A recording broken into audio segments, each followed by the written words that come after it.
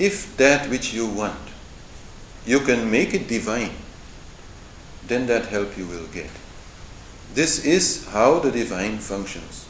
I have said, all these spirits, as well as all of us, and all the trees and everything in the universe, serves the divine.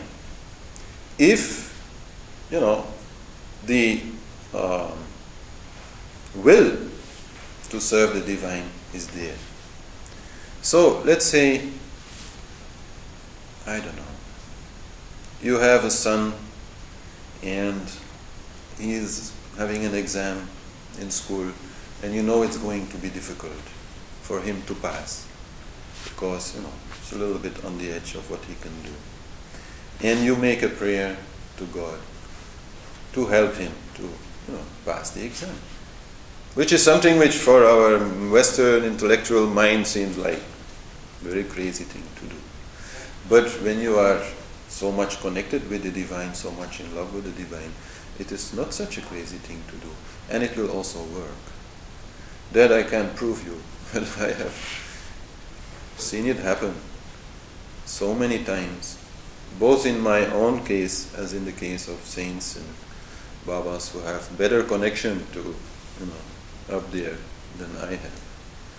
That if you can wish something like that, even something very concrete like some little help from the divine in that exam of your son, if you can ask that without any ego, without any pressure, accepting anyhow what is going to happen, but just making, you could say, a suggestion that for your son, this would be really good in his spiritual development, so to speak, that he can have that diploma, is that an English word?